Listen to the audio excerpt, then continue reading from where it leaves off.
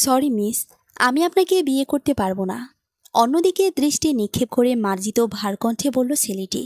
আমিও চাই না আপনার সাথে আমার বিয়ে হোক, তরল নমনীয় স্বরে জানালো মেয়েটি। তাহলে এখন উপায়? উদ্বিগ্ন স্বরে জিজ্ঞেস করলো ছেলেটি। একটি কফি শপে বসেছিল ছেলেটি। উদ্দেশ্য বাবার পছন্দ করা পাত্রের সঙ্গে দেখা করা। খানিক পরে একটি মেয়েকে দেখে কিছুটা চমকে উঠেছে। আরে, আপনাকে কোথায় যেন দেখেছি। মনে না করতে পারাটাই স্বাভাবিক, কারণ কাহিনী সুখকর নয়, তিক্তকর। একটি বিয়ের অনুষ্ঠানে শান্ত ভঙ্গিতে জবাব দিয়ে মেয়েটি মোবাইল বের করে নিল হাতে। একটি নাম্বারে ফোন দিল। মুহূর্তেই টনটন করে সেই ছেলেটির ফোন বেজে উঠল। দুজনই একসাথে বিষয়ের চূড়ায় পৌঁছে গেল। বাবার পছন্দ করা পাত্রী আপনি? চোখ বড় বড় করে জিজ্ঞেস করলো ছেলেটি। আমারও সেম প্রশ্ন।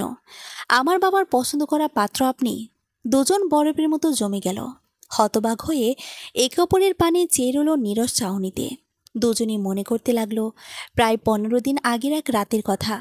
লেবুর রস কেউভাবে চিপে বের করে অন্যের শরীর এসে পড়ে। মিনিমাম কমন সেন্সও নাই দেখি। জন সমাগমের মাঝে বাক্যটি কর্ণকুহরে প্রবেশ করতেই হা হয়ে গেল মেয়েটি। গোল গোল চোখে অপলক চাইল মুখ তুলে। দেখল রুক্ষ স্বরে বলা ব্যক্তিটি অচেনা কেউ।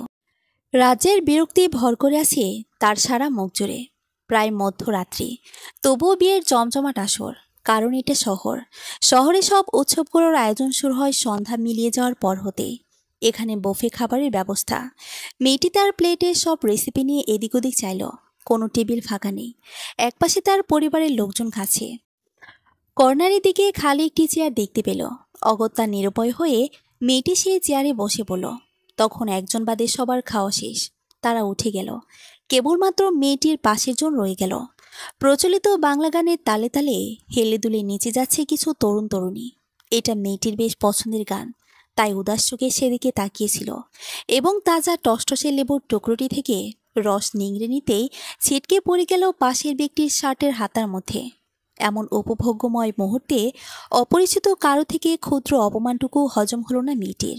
বেশ বিব্রত বোধ হলো নিজের কাছে, কারণ তার ওপর আনা অভিযোগটা মিথ্যে বা ভুলও নয়।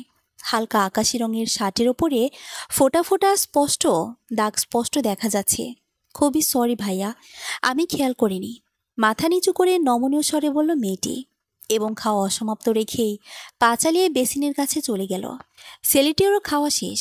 ফিরনি খাচ্ছে বেশ আইসি ভঙ্গিতে। খেতে খেতে মেয়েটির প্লেটে লুকানো দৃষ্টি নিক্ষেপ করলো। কাবাব, চিকেন ফ্রাই, রেজালা, সালাদ, লাবাং, পোলাও সব অবশিষ্ট। একটি নাস্তার পিরিচে রয়েছে কিছু জর্দা। সামনে ওয়ান টাইম বক্সে ফিরনি, ছোট কোকা কোলার বোতলটিও ইনটেক। ছেলেটির মাঝে সেজন্য কোনো ভাবান্তর হলো না। ধরে নিল অন্য কারণে হয়তো উঠে গেল, এসে আবার খেয়ে নিবে। পরক্ষণে হাত ধুয়ে ফের খাবার টেবিলেও মেয়েটি। ছেলেটির ধারণাকে ভুল প্রমাণিত করল। 2 গ্লাস পানি খেয়ে টিস্যু দিয়ে হাত মুছে নিল। নিজের পাশটি হাতে তুলে নিল। মুহূর্তেই শুনতে পেল সে একই কণ্ঠস্বর। পানীয় গিলতে গিলতে ছেলেটি বলল, খেতে কি নিষেধ করেছি আপনাকে? মাত্রই না খেতে বসলেন, না খেয়ে উঠে গেলেন যে। খানিক সময়ের ব্যবধানে রাগ ঝরে পড়া কণ্ঠটির মাঝে কিঞ্চিত অনুতাপের সুর উপলব্ধি করতে পারল মেয়েটি। আজ এগুলো আমার ভাগ্যে বরাদ্দ ছিল না। সমস্যা নেই। 2 অধর জুড়ে ভান করা হাসি প্রলেপ বুলিয়ে স্থান ত্যাগ করল মেয়েটি। ছেলেটি ঘাড় ঘুরিয়ে মেয়েটির চলে যাওয়ার দিকেই চাইল। মনে মনে প্রশ্ন করল, এটা কি মেয়েটার ব্যক্তিত্ব, নাকি বেশি অভিমানী, নাকি একরোখা জেদি সে? হে ইয়ার, আর কত খাবি? বন্ধুর কথায় ভাবনার ইতি ঘটল ছেলেটির। উঠে গেল হাত ধোয়ার জন্য। 2 বন্ধু মিলে বিয়ের সেন্টারের পিছনে বারান্দায় গেল সিগারেট খেতে। একটু নিকটে যেতেই মেয়েটির মুখোমুখি হয়ে গেল ছেলেটি। তার নজর আটকে গেল মেয়েটির আখি কোণ থেকে টপটপ করে অশ্রু ঝরে পড়ার নিদারুণ দৃশ্যটি। মেয়েটি দ্রুত টিস্যু দিয়ে চোখ মুছতে মুছতে সেখান থেকেই চলে গেল। ছেলেটির সবকিছু মনে করা শেষ হলে মেয়েটিকে বসতে বলল তার সামনের চেয়ারে। মেয়েটি নীরবে আরো কিছু মনে করলো চেয়ারে বসে। সেই রাতে বাসার সবাই ঘুমিয়ে গেলে মেয়েটি নিঃশব্দ পায়ে ফ্রিজের সামনে গেল। ক্ষুধার যন্ত্রণা ছোটবেলা থেকে সে নিতে পারে না, অথচ এই ক্ষুধার কষ্টই তাকে করতে হয় সবচেয়ে বেশি। ফ্রিজ খুলে দেখলো তেমন কিছুই নেই। দাওয়াত ছিল বলে রান্না হয়নি রাতের। একটি বাটিতে আগের কিছু ভাত শক্ত হয়ে আছে। মেয়েটি 2টো কাঁচামরিচ নিয়ে নিল। রান্নাঘরে গিয়ে ভাতগুলো ধুয়ে নিল। ছোট একটা পেঁয়াজ নিল খোসা ছাড়িয়ে, মরিচ পেঁয়াজ ডলে গাপুস গুপুস করে খেয়ে নিল। পেট ভরেনি তবুও। সেলফের ওপর থেকে বিস্কিটের বয়াম নিল, এক প্যাকেটে বিস্কুট পানিতে ভিজিয়ে খেয়ে নিল। ঘুমিয়ে পড়ল নিজের রুমে গিয়ে। সকালে রুকাইয়া বেগম দেখলেন ভাতগুলো নেই, বয়ামের ভিতরে এনার্জি বিস্কুটের প্যাকেটটাও নেই। মেয়েটিকে জিজ্ঞেস করতেই, আমি রাতে খেয়ে ফেলেছি ছোট মা, মাথা নিচু করে জবাব দিল মেয়েটি। শুনেই রেগে গেলেন রুকাইয়া বিদ্রুপের সাথে। তুই কিভাবে এত খাস আমি বুঝি না। বিয়েবাড়িতে ভরপুর খেয়ে এসে এটা সম্ভব? তোর সাথে নিশ্চয়ই জিন আছে। দাঁড়া, জিন তাড়ানোর ব্যবস্থা করছি। আমি খেতে পারিনি ছোট মা, অসহায়ের কণ্ঠে জানালো মেয়েটি। মিথ্যে কথা আর কত বলবি তুই এ খাওয়া নিয়ে? আমি দেখিনি তুই যে খেতে বসেছিস।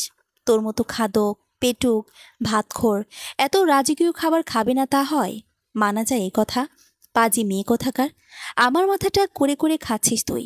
কবে যে আল্লাহ আমাকে মুক্ত করবে তোর থেকে। তাচ্ছিল স্বরে গড়গড় করে কথাগুলো বলল রুকাইয়া। মেয়েটি আসল সত্য বলা শুরু করলো। রুকাইয়া থামিয়ে দিলেন। তোরা তো কিসের ঠাটবাট, মন ভোলানো এসব গান বন্ধ কর বলছি। মেয়েটি কাঁদতে কাঁদতে নিজের রুমে চলে গেল।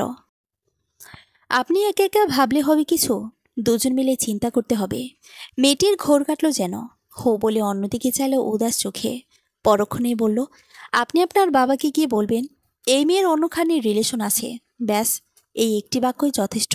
রাইট। আচ্ছা কি খাবেন বলেন? No thanks. আমার নাম্বার কি আপনার বাবাই দিয়েছে? তো নয়তো আমি কোথায় পাবো? আপনার বাবার থেকে আমার বাবা নিয়েছে। বলেন, কিছু তো অর্ডার করতেই হবে, নইলে এরা আমাদের বসে রাখবে কেন? আপনার যা ইচ্ছে হয় দেন।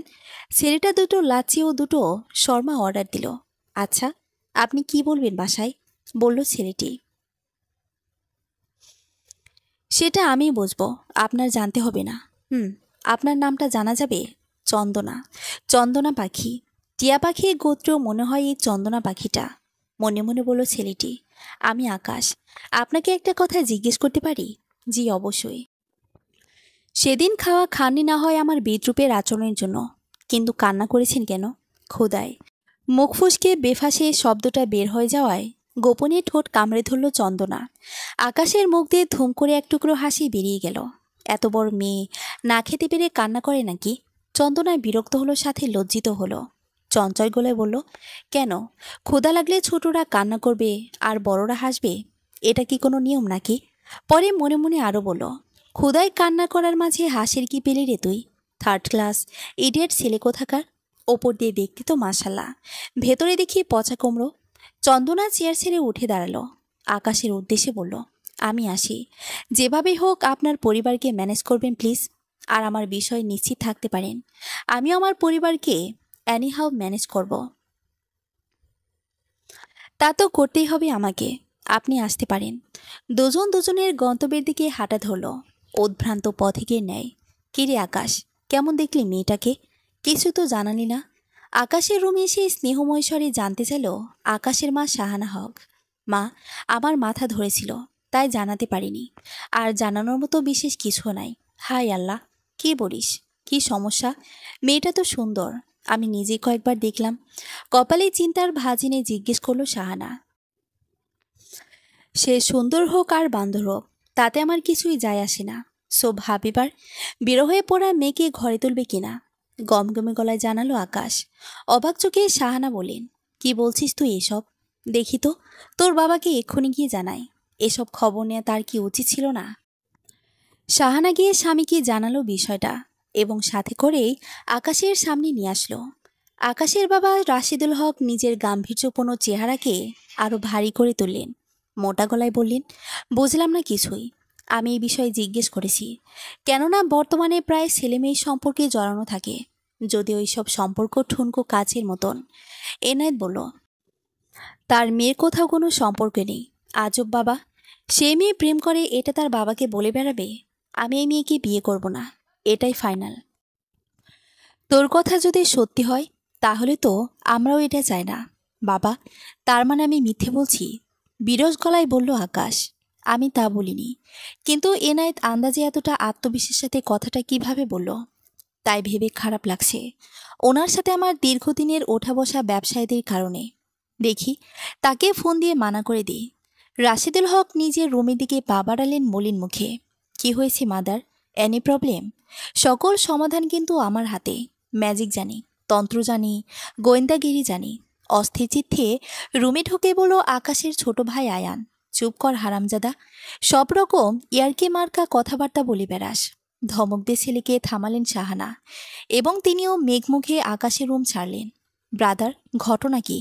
তোমার বিয়ে সংক্রান্ত জটিলতা আমাকে শেয়ার করা যাবে ব্রাদার? যাবে বলে আকাশ একই কথা আয়ানকে বলল। তাহলে অন্য পাত্রী দেখা শুরু করি, না করে রক্ষা পাবো? আমি 3 মাস আছি আর বাংলাদেশে। এর ভিতরে আমার গলায় যে কোনো একটা লম্বা কেশধারীকে ঝুলাবেই বাবা মা। অভিযোগের ধাঁচে বলল আকাশ।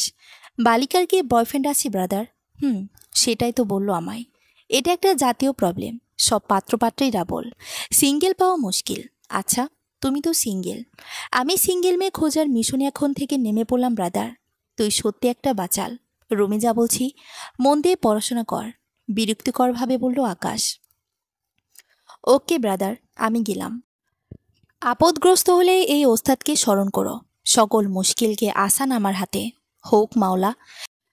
চন্দনা ভয়ে জড়সড় হয়ে আসে বাসার সামনে গিয়ে। বাসায় গিয়ে কী বলবে তা ভেবে ঠিক করে নিল। কলিং বেলের শব্দ শুনেই অহনা ছুটে এলো। গেট খুলেই এক ঝলক হেসে দিল। চন্দনার পিছু পিছু তার রুমে চলে গেল। চঞ্চল সুরে জিজ্ঞেস করলো, আপু, পাত্র কেমন দেখতে? নিশ্চয় অনেক আলাপ হয়েছে তোদের। কি কি খেয়েছিস? পাত্র এক কথাই সুন্দর। আলাপ যতটুকু প্রয়োজন ঠিক ততটুকুই হয়েছে। খেয়েছি লাচ্ছি ও চিকেন শর্মা। আর কিছু খেলি না কেন? নাকি বান্দা কিট্টুস? ইচ্ছে করেনি? মনে হয় না কৃপণ? ইয়ে, তুমকো হবু দুলহান মিল গায়া। জিজু পেয়ে গেলাম। এনায়েত মোল্লা মেয়ের রুমে প্রবেশ করলেন। কি রে মা, কি খবর সেদিকে? আব্বু, আপুর বেশ পছন্দ হয়েছে পাত্র। সুন্দর নাকি? চটপটিয়ে খুশি খুশি কণ্ঠে বলল অহনা। রুকাইয়া এগিয়ে এলেন শাড়ির আঁচলে ভেজা হাত মুছতে মুছতে। চন্দনার মুখে ইতিবাচক কিছু শোনার অপেক্ষায় দাঁড়ালো। পাত্র আমাকে বিয়ে করবে না, তার নাকি অন্য মেয়ের সাথে রিলেশন আছে, বলল চন্দনা। তরিতেই হতবাক হয়ে গেল এনায়েত মোল্লা। রুকাইয়া ও অহনা একে অপরের দিকে চাইল চোখের পাতা তুলে। রাশেদ বলল তার ছেলের কোনো রিলেশন নেই। না জেনে আন্দাজে বিয়ের মতো একটা সিরিয়াস বিষয় এগোনো আর ঠিক হয়নি। কোনো কথাই নেই আর তার সাথে। ফাজলামও পেয়েছে নাকি আমার মা মরা মেয়েকে নিয়ে? প্রলম্বিত দীর্ঘশ্বাস ছেড়ে বলল এনায়েত। থাক মা, তুই মন খারাপ করিস না। চন্দনা শুকনো ঢোক গিলে বলল, বাবা, আমার মন একদম খারাপ হয়নি। বরং যদি বিয়ের পরে জানতাম, নিত্য সংঘাত সৃষ্টি হতো। পরের অশান্তির চেয়ে শুরুর বিচ্ছেদ ঢের ভালো। এনায়েত মোল্লা মেয়ের মাথায় হাত বুলিয়ে চলে গেলেন। ভাবলেন মেয়েটা কত বুঝদার হয়েছে মায়ের মতোই। রুকাইয়া গজগজ করতে লাগলেন বাঁকাস্বরে এটা ওটা বলে। তার কথাগুলো চন্দনা শুনেও না শোনার ভান করে রইল। ছোটবেলা থেকে এমন অজস্র অপবাদকে সে হেসে উড়িয়ে দিয়েছে কাগজের ঘড়ি নেয়। সব ধরলে একসাথে সংসারে বাস করা যায় না। এনায়েতের ফোন বেজে উঠল রাত 9টার দিকে। রাশিদুল হক ফোন দিয়েছে। রিসিভ করে, আমি জানি আপনি কি বলবেন। এটা আগেই আপনার ভালো করে ছেলেকে জিজ্ঞেস করা উচিত ছিল। তেতো ভরাট গলায় বললেন এনায়েত। রাশিদুল হক আহাম্মক বনে গেলেন তরিতে। জোর গলায় বললেন, আমার কথা আমাকে ফিরিয়ে দিচ্ছেন? আপনার থেকে এমনটা কল্পনাও করিনি আমি। আপনার মেয়ের সম্পর্ক আছে, এটা না জেনেই কথা দেওয়া উচিত হয়নি আপনার। রুষ্ট কণ্ঠে বললেন রাশিদুল। এনায়েত ভেবাচাকা খেয়ে গেল। বলল, আমি না জেনে বলিনি আমার মেয়ের সম্পর্কে। আমিও না জেনে বলিনি আমার ছেলে সম্পর্কে। আপনার মেয়েই তো বলল আমার ছেলের কাছে। আপনার ছেলেও তো বলল আমার মেয়ের কাছে। ফোনের ওপাশে থম মেরে গেলেন রাশিদুল। ভাবলেন গাফলা কোথায় বিয়ে করতে হবে আমার। এনায়েতকে পরে ফোন দিবে বলে সংযোগ বিচ্ছিন্ন করল বিচক্ষণ রাশিদুল হক। উঠে গেলেন আকাশের রুমে। শান্ত স্বরে বললেন, তাদের না করে দিয়েছি। তোর পছন্দ করা মেয়েটাকে কাল বাসায় নিয়ে আয়। তার সাথে তোর বিয়ে হবে। কথার হেরফের যেন না হয়। আকাশের মাথায় যেন আরেকটা আকাশ হুড়মুড় করে ভেঙে পড়ল। এনায়েত মোল্লাও মেয়ের রুমে গিয়ে বললেন, তুই আমার সাথে মিথ্যে বলবি এটা ঘূর্ণাক্ষরে আমি চিন্তাও করতে পারিনি। কথাটা বলেই তিনি আর দাঁড়ালেন না মেয়ের রুমে। চন্দনা দিশেহারা হয়ে পড়ল। ধপ করেই বিছানার এক কোণে বসে পড়ল। তখনই তার মোবাইল বেজে উঠল। দেখল অচেনা নাম্বার। হ্যালো বলে সালাম দিতেই, কে? চন্দনা বলছেন। জি বলছি, আমি আকাশ। সমস্যা হয়ে গেছে গুরুতর। আপনার দেওয়া প্ল্যানে অসফল হয়েছে। এবার প্ল্যান বিতে যেতে হবে। আমার বাবা বাসায় আমার গার্লফ্রেন্ডকে নিয়ে যেতে হুকুম দিয়েছে। চন্দনা চটজলদি রুমের দরজা বন্ধ করে দিল। বিছানার মাঝ বরাবর উঠে বসল। কণ্ঠকে খাদে নামিয়ে আস্তে আস্তে বলল, হওয়াটা অতি স্বাভাবিক, এটা আমি আগে থেকেই জানতাম। তাহলে এটা বলতে বললেন কেন আমাকে? সেদিন ওই মুহূর্তে এর বেশি কিছু ব্রেনে আসেনি। আপনার কোনো মেয়েকে ফ্রেন্ড গার্লফ্রেন্ড বানিয়ে বাসায় নিয়ে যান। স্ট্রেঞ্জ। আপনি দেখি আমার পুরো লাইফকে বরবাদ করার পায়তারা করে বসে আছেন। তখন তো তাকে আমার বিয়ে করতে হবে। অবশ্যই করবেন তাকে বিয়ে। আর মিস্টার, অন্তত সে মেয়ে তো আর আমি না, সে আপনার বন্ধু। বন্ধুর প্রতি অঢেল ভালোবাসা তো এমনিতেই সবার থাকে। বিষয়টা হলো তখন দৃষ্টিকে পরিবর্তন করতে হবে। বন্ধু থেকে প্রেমিক হব, হাজবেন্ড হব, এটা তো ইজি। আদারওয়াইজ বাংলাদেশে আর কোনো মেয়ে ফ্রেন্ড নেই। যেহেতু আমার বাইরে পড়াশোনা করেছি, তাই সব ফ্রেন্ড বাইরের। তাহলে ওদের একজনকে বাংলাদেশে নিয়ে আসুন, তারপর বিয়ে করুন। It's impossible. তারা সবাই এনগেজড। তাহলে আপনি চলে যান। বলেন এখন বিয়ে করবেন না? এটা আপনি আমাকে শিখিয়ে দিতে হবে? আমার মাথায় আসেনি। আমি বাবা মায়ের বাধ্য সন্তান। আর একটা বড় পারিবারিক ইস্যু রয়েছে, রাজভারী কণ্ঠে বলল আকাশ। অন্য পাত্রী দেখেন বিয়ের জন্য। দেশি মেয়ের অভাব আছে নাকি? আমি অলরেডি ইতোমধ্যেই দেখা শুরু করেছি পার্সোনালি, বাট ব্যাটে বলে মিলছে না। তাহলে দুঃখিত, আপনাকে হেল্প করার মতো আমারও কোনো ওয়ে আমার হাতে নেই। আমি আপনাকে নিয়ে বাঁচি না। আপনি কি করবেন এখন ভেবেছেন? ভাবনার দরিয়ায় ডুবে ডুবে মরছি আমি। কারণ আমার বাসার সিচুয়েশন আপনার বাসার চেয়ে কমপ্লিকেটেড। ভালো থাকবেন। আল্লাহ হাফেজ। মরাসুরে কথাগুলো বলেই মোবাইল সুইচ অফ করলো চন্দনা। তার দুদিন পর এক বিকেলে বাইরে দেখা করলো রাশিদুল হক আর এনায়েত মোল্লা। কফি খেতে খেতে দীর্ঘ আলাপ হলো তাদের মাঝে আকাশ ও চন্দনাকে নিয়ে। তারা চূড়ান্ত সিদ্ধান্ত নিয়ে ফেলল, চন্দনা ও আকাশকে তাদের সামনেই মুখোমুখি করবে। বিয়ে না করার মতন গ্রহণযোগ্য ইস্যু না পেলে তখনই এঙ্গেজমেন্ট করে ফেলবে দুজনে। নির্লিপ্ত চাহনিতে চন্দনা জানালার গ্রিল ধরে বাইরে চেয়ে আছে। এলোমেলো শত ভাবনারা তার ব্যথাতুর চিত্তে হামলে পড়েছে। ছোটবেলায় মাকে হারিয়েছে, কি যে অসুখ হলো মায়ের। রূপকথার রাজরানীর মতো মা শয্যাশায়ী হয়ে রোগ যন্ত্রণায় ধুকে ধুকে ইহত্যাগ করল। শহরের নামকরা ডাক্তার, হাসপাতাল, কবিরাজ কিছুই বাকি রাখেনি তার বাবা। তবুও তার মার শয্যা ছেড়ে উঠতে পারল না। পাড়া প্রতিবেশীর চাপে চন্দনার কথা ভেবেই তার বাবা দ্বিতীয় বিয়ে করল বিধবা রোকাইয়াকে। সে ঘরে জন্ম নিল আরও দুটো ভাই বোন, অহনা ও অলোক। অহনা কলেজে পড়ে, অলোক ক্লাস 9-এ। চন্দনা এবার মাস্টার্স দিবে। অর্থনৈতিক অবস্থা তাদের মোটামুটি সচ্ছল। তবুও রোকাইয়া তাদের সুযোগ পেলেই খাবার দিয়ে কষ্ট দেয়। এর অবশ্য উপযুক্ত কারণও রয়েছে। রোকাইয়ার কোনো ভুল ত্রুটি চোখে পড়লে চন্দনা মুখের উপর তা বলে দেয়। সপ্তাহ পেরিয়ে গেল। এনায়েত ও রাশেদ শিকারীর ন্যায় সুযোগ খুঁজছে আকাশ ও চন্দনার সাথে কথা বলার, কিন্তু পারছে না। এক অলস দুপুরে আকাশ ফেসবুকে ঢু মারল। নিউজ ফিডে স্ক্রল করে করে যেটা ইচ্ছে করছে পড়ে যাচ্ছে। একটা জীবনবাদী লেখায় তার মনোযোগ আটকে গেল বরশির মতন। সবাই শুধু চাঁদের সৌন্দর্যটা উপভোগ করে, কিন্তু কখনো তার একাকিত্বের সঙ্গী হতে পারে না। হাজারটা মানুষের মধ্যে বসবাস, অথচ একজন মানুষের অনুপস্থিতিতে সব শূন্য শূন্য অনুভব হয়। আইডির ওয়ালে গিয়ে আরও কিছু লেখায় নজর বুলালো। আইডির নাম উদাস পাখির মায়া। ফেক হলেও কাব্যিক নামটা আকাশের ভালো লাগলো একটুখানি। প্রোফাইলে রয়েছে ঘুটঘুটে আধারে জ্বলা কিছু জোনাকি পোকার ছবি। কভার পিকচার দেওয়া দুপাশে নির্জন প্রকৃতি। তার মাঝখান দিয়ে সরু মেটুপথ বয়ে গিয়েছে আঁকাবাঁকা পথে। মৃত্তিকার ধুলিমাখা আঁচল টেনে হেঁটে যাচ্ছে একাকী একটি যুবতী মেয়ে। ছবি দুটোই গুগল থেকে ডাউনলোড করা হলেও আশ্চর্য সুন্দর। আকাশ লাভরিক দিল এবং একটা মন্তব্য করে দিল। চন্দনা সেই মন্তব্য দেখে প্রীত হলো। আইডির নাম দেখল শেহজাদুল হক, আননোন পারসন। তার সাথে অ্যাড নেই, সেটাও চেক করে দেখল চন্দনা। প্রোফাইল ও কভার পিকচার দেওয়া রয়েছে, কিন্তু পরিবারের সাথে ছোটবেলার ছবি ছিল দুটোই। তাই আসল নাম ও ছবি দেখে চন্দনাও চিনতে পারিনি। এভাবে ফেসবুক পোস্টে মন্তব্য করা ও রিপ্লাই দেওয়া নেওয়ার মাঝেই আকাশ ও চন্দনার অল্প স্বল্প বাক্য বিনিময় হতে লাগলো। ইনবক্সে আলাপের সূত্রতাও হয়ও কিছুটা নাটকীয়ভাবে।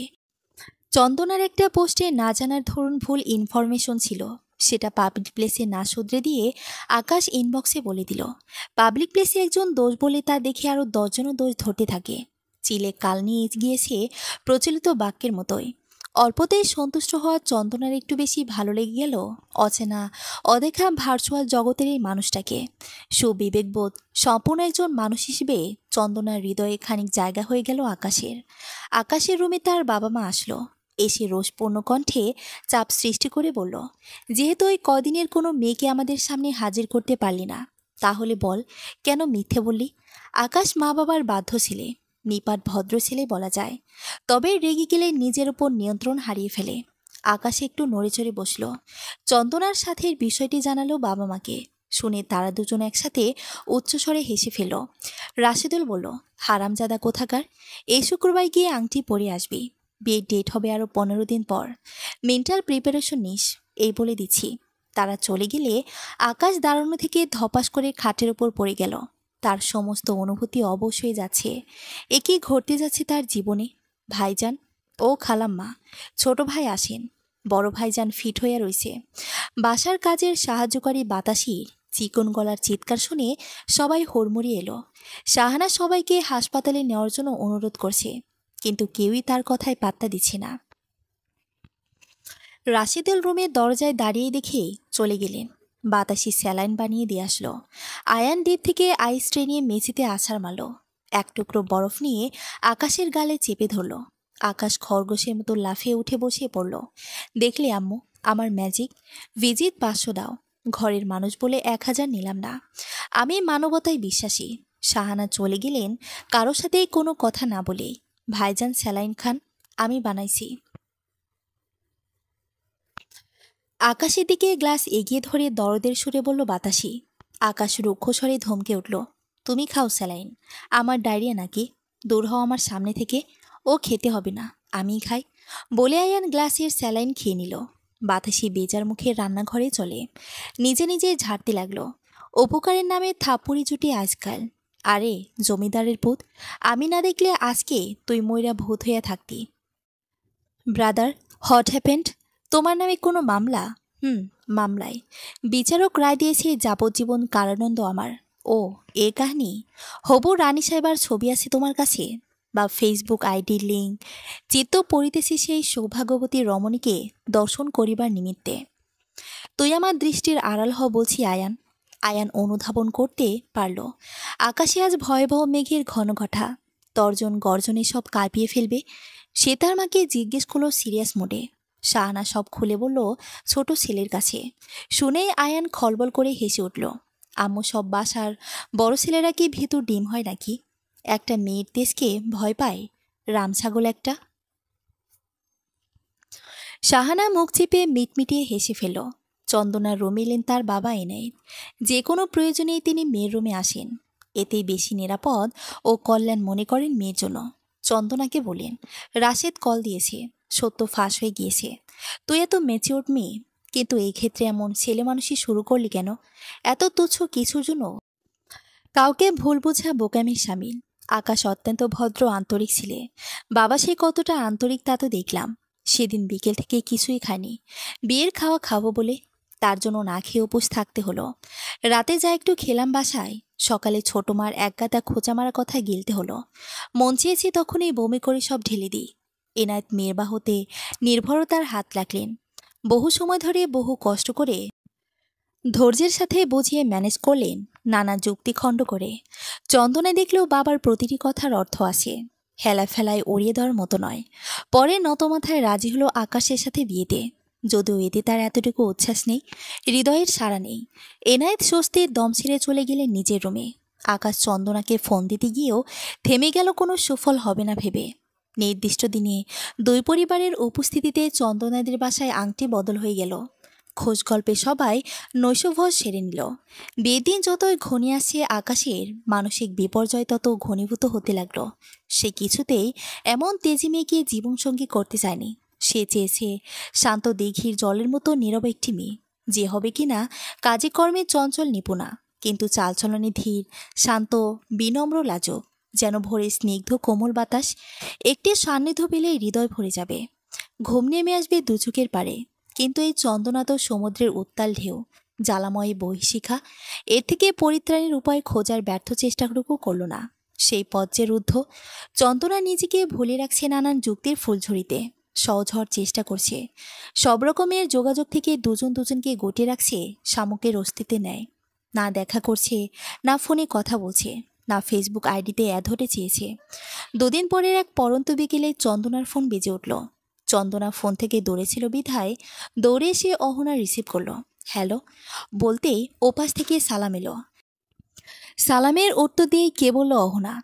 কেমন আছো ভাবি? চন্দনা। সরি, আমি চন্দনা নই। ও, তাহলে তুমি কি চন্দনার বোন রঙ্গনা? না, আমি তার ছোট বোন অঙ্গনা। ভেংচি কেটে বলল অহনা। বাহ, মজার নাম তো তোমার। আচ্ছা, তুমি ম্যাজিক লাইক করো নাকি গোয়েন্দাগিরি? তা পরে বলছি, আগে আপনার পরিচয়। আমি আয়ান, চন্দনার গিভ হাজব্যান্ড। হোয়াট? নাক কোচকে বলল অহনা। উপস, চন্দনার দেবর আমি। দে মানে গিভ, বর মানে হাজব্যান্ড। ক্লিয়ার অঙ্গনা? কিরে অহনা, কার সাথে আলাপ চলছে? তোর গিভ হাজব্যান্ডের সাথে আপা। চন্দনা মোবাইল নিল হাতে। হ্যালো, কে বলছেন? আচ্ছা ভাবি, তুমি কি ম্যাজিক গোয়েন্দাগিরি লাইক করো? চন্দনা চট করে ধরতে পারল এটা আয়ান। সেদিন পরিচয় হয়েছিল। মিষ্টি এসে বলল, খুব পছন্দ করি। তুমি ম্যাজিশিয়ান, ডিটেকটিভ? আরে বাসায় আসো, দেখবে মজা। আমি তুমি আসার অপেক্ষায় থাকবো। রাখি, পরে কথা হবে। By lovely. চন্দনার এই প্রথম আকাশদের বাসার কাউকে খুব ভালো লাগলো। গড়ি গড়ি হাসছে সে। কিরে আপা, কে বলে তোর অদ্ভুত ক্যারেক্টার গিভ হাজব্যান্ড? শোন, ও দারুণ সহজ মিশুক টাইপের ছেলে। কোনো ফর্মালিটি নেই, কোনো ভনিতা নেই। মনে যা আসলো তাই বলে দিল। এরকম কারো সান্নিধ্যে থাকলে অন্তত কিছু সময়ের জন্য হলেও নিজেকে ভুলে রাখা যাবে। মনে তখন কোনো দুঃখ যন্ত্রণা আঘাত করতে পারে না। তাকে আমারও কিন্তু দারুণ লেগেছে আপা। তা তো লাগবে, বেয়াই বলে কথা। অহনার গাল টিপে দুষ্ট এসে বলল চন্দনা। মহা ধুমধাম করে আনন্দঘন পরিবেশে আজ বিয়ে হয়ে গেল আকাশ ও চন্দনার।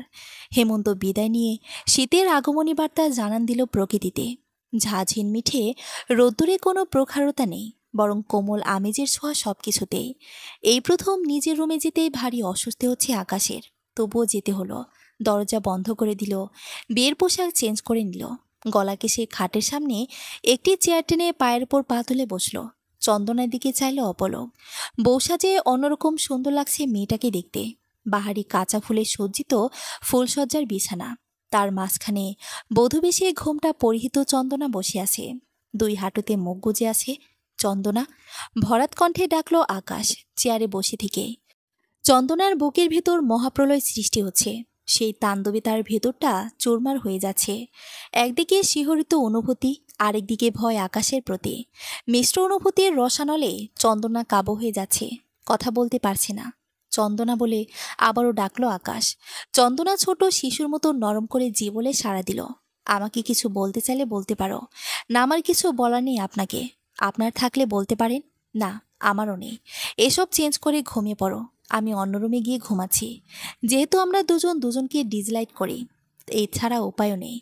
চন্দনা অনুধাবন করতে পারল আকাশ তাকে স্ত্রী হিসেবে মেনে নিতে পারেনি। জড়ানো কণ্ঠে বলল, এই বিছানা, এই রুম আপনার, আপনি ঘুমান। আমি সোফায় বা মেঝেতে ঘুমাতে পারবো, সমস্যা নাই। চন্দনা বিছানা থেকে নেমে গেল এক সমুদ্র দুঃখ নিয়ে। সে চেয়েছিল ফুলসজ্জার রাগটা অনন্ত মধুময় হোক। ম্লান মুখে চন্দনা বিছানা থেকে নেমে গেল। আকাশ বিছানায় উঠে কাত হয়ে শুয়ে পড়ল। চন্দনা ওয়াশরুমে গিয়ে চেঞ্জ করে ফেল সবকিছু। ডুকরে কাঁদল ইচ্ছে মতো মাকে মনে করে। মা থাকলে জীবনের মোড়টা হয়তো সুখকর হতো। এত নিষ্ঠুর বাসর রজনী পোহাতে হতো না তাকে। আকাশ আঁখে পলক ছোট করে চন্দনাকে পরখ করে দেখতে লাগলো। চন্দনার মুখটা বিষাদগ্রস্ত দেখাচ্ছে। টকটকে নীল ব্লাউজ ও নীল সুতি কাপড় পরা চন্দনার। কান, হাত, গলা খালি। তবু এত নির্মল, এত মায়াময় লাগছে কেন মেয়েটাকে? যেন বিশাল আকাশ জুড়ে এক টুকরো নীল মেঘের ছড়াছড়ি। চন্দনা নিচে বিছানা করে নিল কাঁথা বিছিয়ে। দরজায় ঠক ঠক আওয়াজ হচ্ছে। চন্দনা মাথায় শাড়ির আঁচল দিয়ে দরজা খুলো। অভিনন্দন ভাবি, এই নাও আমার ফেভারিট মিল্ক ক্যান্ডি। আচ্ছা, ম্যাজিক কবে দেখবে? আমার প্রিপারেশন নিতে হবে। চন্দনা চাপা হাসি হাসল, বলল, আমি কাল জানাবো আয়ান, এখন ঘুমাবো। শুভরাত্রি। আকাশ বুঝে নিল চন্দ্রনা মিশতে জানে। কত আন্তরিকতাপূর্ণ হয়ে কথা বলো আয়ানের সাথে, যেন বহুদিনের সখ্যতা দুজনের। চন্দনা অবসন্ন শরীরটাকে এলিয়ে দিল কাঁথার ওপরে। বিভোর হয়ে নিদ্রায় ডুবে গেল তার আঁখি দুটি। বাসর রজনী পার হলো দুজনের অন্যদিনের চেয়েও বাজে নিরানন্দভাবে, অন্তিম নিষ্ঠুরতায়। ভোরের চন্দনার কোরআন তেলাওয়াতের মিহিসুরে আকাশের ঘুম ছুটে গেল। নিবু নিবু দৃষ্টিতে দেখল চন্দনাকে।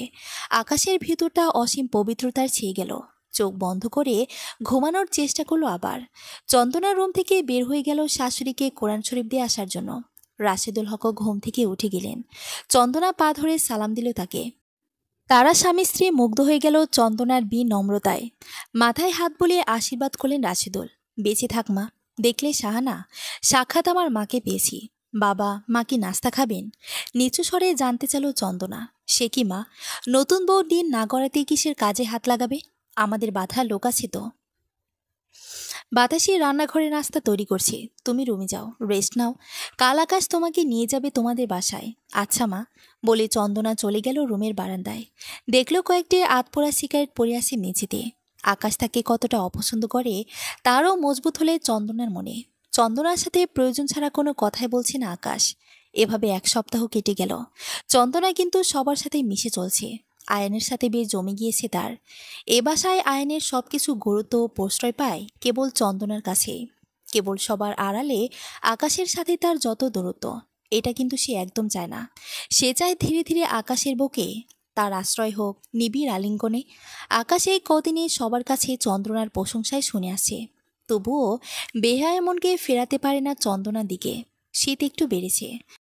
সন্ধ্যায় কফির কাপে চুমুক দিতে ফেসবুকে ঢুকলো আকাশ।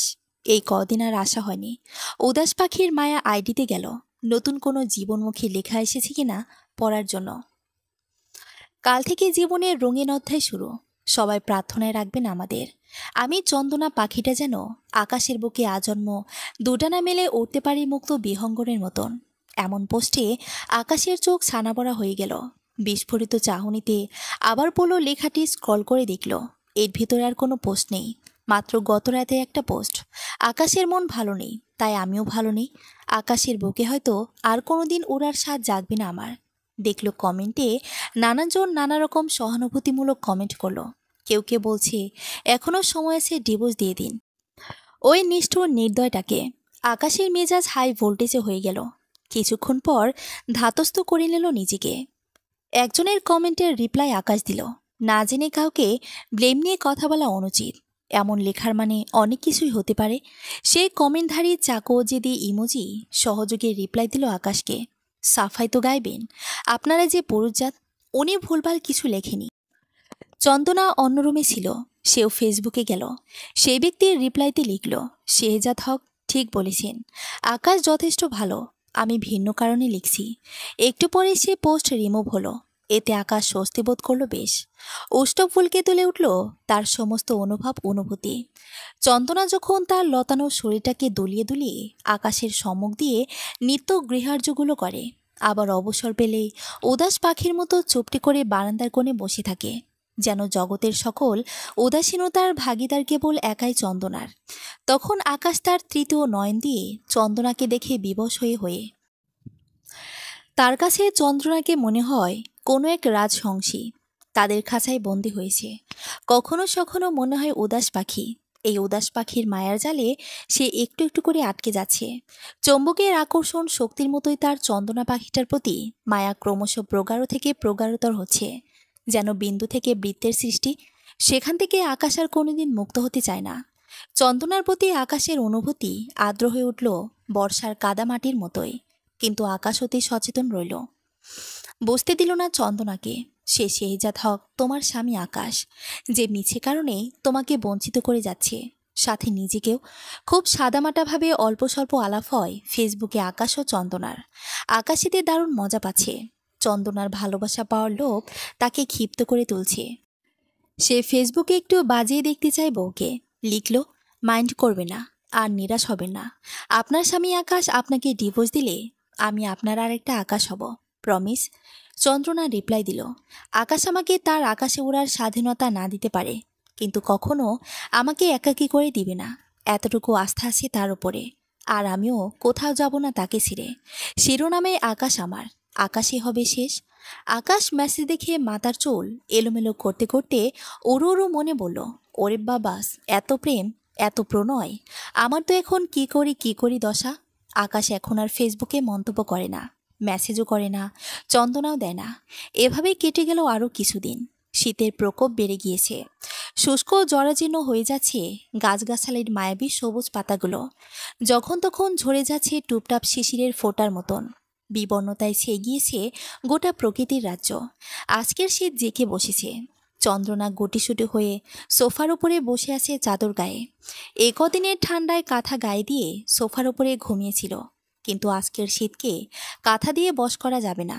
কম্বল দরকার, যেটা আকাশের শরীরে জড়ানো এখন। কি করবে এবার চন্দনা পক্ষী? কোনটা? কাপাসরে বলল চন্দনা। কাঁথার শীত বিদায় নিয়েছে, এখন কম্বলের শীত। কম্বলের নিচে আসো। না, বসে থাকি, আপনি ঘুমান। বেডে আসো বলছি। নামাজ পড়ো, হাদিস পড়ো। স্বামীর আদেশ মানতে হয়, এটা জানো না? নাকি জানো কিন্তু মানো না? ভরাট কণ্ঠে বলল আকাশ। চন্দনা নীরবে উঠে এলো বিছানায়। একপাশ হয়ে শুয়ে গেল দুই হাঁটু ভাঁজ করে। আকাশ মোবাইলে লো ভৈলমে একটি গান ছেড়ে দিল। চন্দনার কানের কাছে রাখল।